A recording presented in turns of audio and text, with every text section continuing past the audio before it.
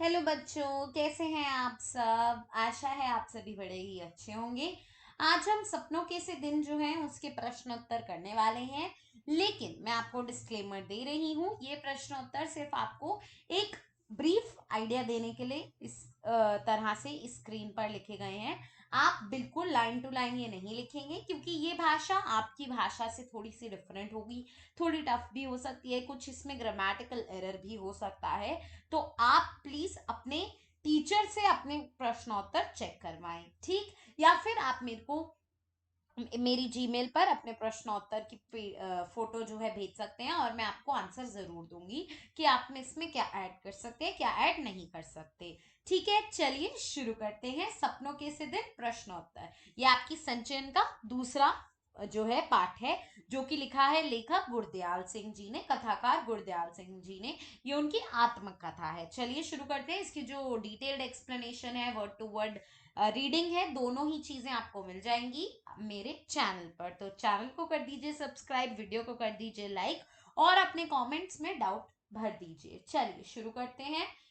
तो पहला प्रश्न है, कोई भी भाषा आपसी व्यवहार में बाधा नहीं बनती, पाठ के आधार पर या पाठ के किस अंश में यह सिद्ध होता है। तो आप लोगों को पता है कि जो बच्चे थे वो कुछ हरियाणा से आए थे, कुछ राजस्थान से आए थे, जो लेखक के आसपास रहते थे। परंतु फिर भी खेल कूद के टाइम वो पूर्ण रूप से एक दूसरे के जो हाल चाल थे वो समझ पाते थे। तो वही आपको इसमें लिखना है। इसमें क्या दिक्कत है, चलिए देख लेते हैं आंसर क्या लिखा है यहाँ पर आपके रेफरेंस के लिए।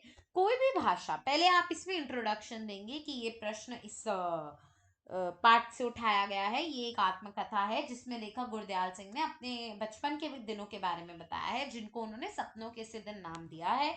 अब यहाँ से हम आंसर शुरू करेंगे, मेन बॉडी। ठीक है, हमेशा आप जब भी आंसर लिखिए आप ये बातें ध्यान में रखें, ताकि आपको बोर्ड में पूर्ण रूप से नंबर मिले। चलिए उत्तर पढ़ें। कोई भी भाषा आपसी व्यवहार में बाधा नहीं बनती, ये पाठ के इस अंश से सिद्ध होता है कि हमारे आधे से अधिक साथी, अब आप ऐसे नहीं लिखेंगे, ये आपको बताने के लिए मैंने ऐसे लिखा है, ठीक है, कि आपको पता चले। हमारे अधिक से ज्यादा साथी राजस्थान या हरियाणा से आकर में व्यापार या दुकानदारी करते थे। जब वे छोटे थे तो उनकी बोली हमें बहुत कुछ समझ नहीं आती थी, इसलिए उनके कुछ शब्द सुनकर हमें हंसी आ जाती थी। लेकिन खेलते समय एक दूसरे की बात हम अच्छे रूप से समझ लेते थे। इससे सिद्ध हो जाता है कि कोई भी भाषा आपसी व्यवहार में बाधा नहीं बनती। ठीक है, आप लोगों को समझ आया ये। चलिए आगे बढ़ते हैं। अगला जो प्रश्न है वो देखते हैं।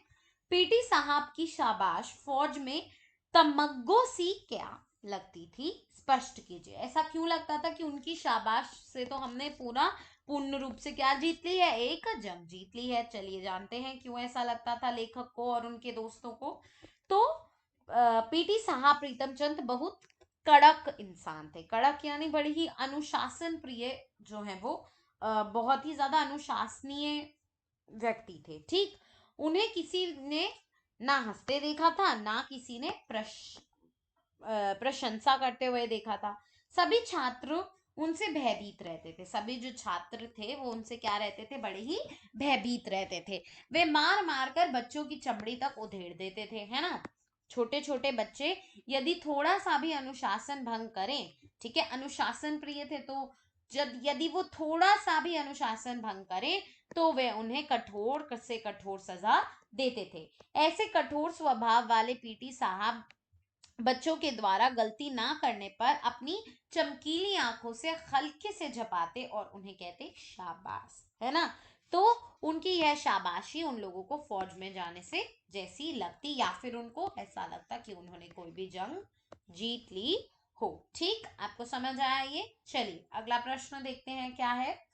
अगला प्रश्न है, नई श्रेणी में जाने और नई कॉपियों और पुरानी किताबों से आती विशेष गंध से लेखक बालमन क्यों उदास हो जाता था। यानी जब आपको याद है पाठ में, अगर आपने word to word detail explanation देखी है तो आपको पता होगा।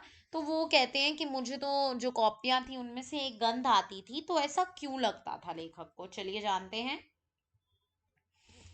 नई श्रेणी में जाकर लेखक का बालमन इसलिए उदास हो जाता था क्योंकि उसे किताबें अन्य लड़कों द्वारा पढ़ी हुई ही पढ़नी पड़ती थी, यानी जो पुरानी किताबें थी वो लेखक को मिलती थी, क्योंकि वह इतने अच्छे फाइनेंशियली स्टेबल या इतने अच्छे क्या उसको हम बोलेंगे फाइनेंशियल स्थिति में नहीं थे, यानी हम उस आर्थिक स्थिति उनकी इतनी अच्छी नहीं थी।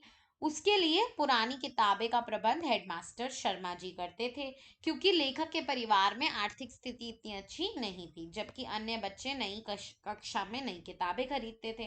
लेखक का बालमन नई कॉपियों तथा पुरानी किताबों से अति विशेष गंध से उदास होता था। ठीक है, आती जो विशेष गंध आती थी उसमें से वह उदास रहते थे कि मुझे नई किताबें नहीं मिल पाई। स्काउट परेड करते समय लेखक अपने अपने को महत्वपूर्ण आदमी फौजी में जाने जैसा क्यों समझते थे? तो फौजी जवान क्यों समझते थे?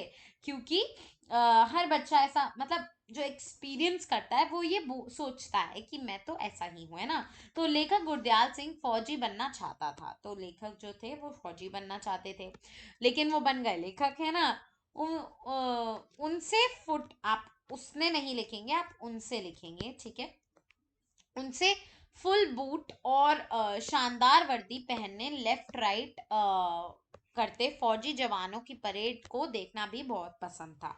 इसी कारण स्काउट परेड के समय धोबी की धुली वर्दी, पॉलिश किए बूट तथा जुराबों को पहन वे स्वयं को फौजी जवान ही समझा करते थे।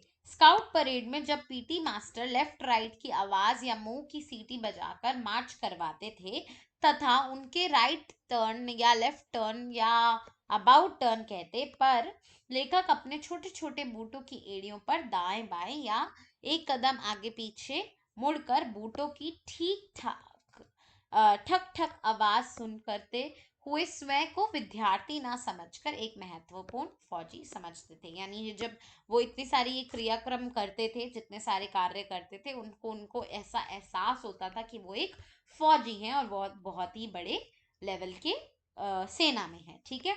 हेडमास्टर शर्मा जी ने पीटी साहब को क्या मुअत्तल कर दिया? ठीक है, sorry, I am so sorry, क्यों मुअत्तल कर दिया, मैं क्या बोल रही हूँ। ठीक है, तो हेडमास्टर शर्मा जी ने पीटी साहब को क्यों मुअत्तल कर दिया? पीटी साहब चौथी कक्षा को फारसी भी पढ़ाते थे, तो वो पीटी तो पढ़ाते ही थे, लेकिन वो जो है फारसी भी पढ़ाते थे। एक दिन बच्चे उनके द्वारा दिए गए शब्द रूप रट नहीं सके, है ना, तो रटना पड़ता था पहले के जमाने में, तो वो रट नहीं सके। इस पर उन्होंने बच्चों को पीठ ऊंची करके कृतनापूर्ण ढंग से, यानी बहुत ही बुरे ढंग से मुर्गा बनाने का आदेश दिया। आप इतने टफ वर्ड्स ना लिखें, मैंने आपको स्टार्टिंग में ही बताया था, आप अगर ऐसे वर्ड्स लिखेंगे तो स्पेलिंग एरर होगा, स्पेलिंग एरर होगा तो आपके नंबर कटेंगे, छोड़ दो ना, क्यों लिखने हैं। ठीक है, मुर्गा बनने का आदेश दिया। तो उस समय वहां हेडमास्टर साहब आ गए, तो हेडमास्टर शर्मा जी ने उनको देख लिया और उन्होंने उनको डांटा और कहा कि ये सही तरह नहीं है तो छोटे बच्चों को डांटने का, है ना। तो यह दृश्य देख के जो हेडमास्टर उत्तेजित हो गए और इसी कारण उन्होंने पीटी साहब को मुअत्तल कर दिया। ठीक, चलिए अगला प्रश्न देखते हैं। लेखक के अनुसार उन्हें स्कूल खुशी से भागे जाने की जगह ना लगने पर भी कब और उन्हें स्कूल जाना अच्छा लगने लगा? तो जब स्काउटिंग हुई तब उन्हें अच्छा लगा, कि मतलब जब स्काउटिंग होती थी, है ना, तब। चलिए शुरू करते हैं, देखते हैं आंसर क्या लिखा है इसमें। सपनों के से दिन पाठ में लेखक गुरदयाल सिंह के अनुसार उन्हें तथा उनके साथियों को बचपन से ही स्कूल जाना अच्छा नहीं लगता था। चौथी कक्षा तक कुछ लड़के को छोड़कर सारे रो पीट कर रोज चिल्लाते हुए स्कूल जाते थे। स्कूल में धोबी पिटाई तथा मास्टरों की डांट फटकार के कारण उन स्कूल उन्हें एक नीरस व भयानक स्थान प्रतीत होता था, जिसके प्रति उनके मन में भय सी बैठ गया था। इसके बावजूद कई बार ऐसी स्थितियां आती हैं जब उन्हें स्कूल जाना अच्छा भी लगता है। यह मौका तब आता था जब पीटी सर स्काउटिंग का अभ्यास करवाते थे। वे पढ़ाई लिखाई के स्थान पर लड़कों के हाथों में नीली पीली झंडियां पकड़ा देते थे। वे यू टर्न श्री मतलब बहुत सारी चीजें करवाते थे, उनको स्काउटिंग करवाते थे। ठीक है, हवा में लहराती इन झंडियों को देखकर उन्हें बड़ा अच्छा लगता था। अच्छा काम करने पर पीटी साहब उन्हें शाबाशी भी देते थे। तब यही कठोर पीटी सर बच्चों को बहुत ही अच्छे लगते थे। ऐसे अवसर पर स्कूल जाने का उनको मन करता था। ठीक है, आप इनको अपने शब्दों में लिखिए। मैंने भी एग्जैक्टली वर्ड टू वर्ड वो चीजें नहीं पढ़ी, क्योंकि वो जरूरी नहीं है। आप अपने शब्दों में जब प्रकट करते हैं चीजों को तो और अच्छा लगता है। ठीक है, चलिए, ये हमारा थर्ड लास्ट प्रश्न है, गेस। यस, थर्ड लास्ट प्रश्न है, चलिए करते हैं। लेखक अपने छात्र जीवन में स्कूल की छुट्टियों एक सेकेंड लेखक अपने छात्र जीवन में स्कूल से छुट्टियों में मिले काम को पूरा करने के लिए क्या क्या योजनाएं बनाया करते था, और उसे पूरा ना कर पाने की स्थिति में किसकी भांति बहादुर बनने की कल्पना करता था? कौन लेखक किसके भांति बहादुर बनने की कल्पना करता था? सोचो सोचो सोचो सोचो। ओमा, ओमा ओमा ओमा, है ना? चलिए देखते हैं क्या कह रहे हैं इसमें। लेखक अपने छात्र जीवन में स्कूल से छुट्टियां मिलने पर जो कार्य था या काम को पूरा करने के लिए तरह तरह की योजना बनाया करता था। जैसे हिसाब के मास्टर जी द्वारा 200 सवाल पूरे करने के लिए वे ये सोचते थे कि 20 दिन में पूरे हो जाएंगे अगर हम हर दिन में 10 सवाल करें। लेकिन खेल कूद में छुट्टियां भागने लगती थी तो मास्टर जी की पिटाई का डर सताने लगता था, क्योंकि ऑब्वियसली कोई भी टीचर अगर आपको इतना डरा कर रखेगा तो आप डरोगे ही ना। फिर लेखक रोज के 15 सवाल करने की योजना बनाता, तब उससे छुट्टियां और भी कम लगने लगती थी। और फिर दिन बहुत छोटे छोटे छोटे छोटे लगते लगते चलते जाते थे, क्योंकि वक्त कभी नहीं रुकता है ना। हर चीज रुक जाएगी लेकिन वक्त कभी नहीं रुकेगा। ऐसे में लेखक पिटाई से डरने के बावजूद भी उन लोगों की भांति बहादुर बनने की कल्पना करता था, जो छुट्टियों में काम पूरा ना करने की बजाय मास्टर जी से पिटाई खाना ज्यादा बेहतर सौदा समझते थे। तो वो उनकी भांति जो है बड़ा ही स्ट्रांग बनने की प्रयास करता था। कौन? लेखक। और उनमें से एक का नाम क्या था? ओमा। ओमा के तो बारे में आपको प्रॉपर डिस्क्रिप्शन दी गई है, वो आपको पता रहनी चाहिए, क्योंकि ओमा जी के बारे में कोई प्रश्न आ सकता है।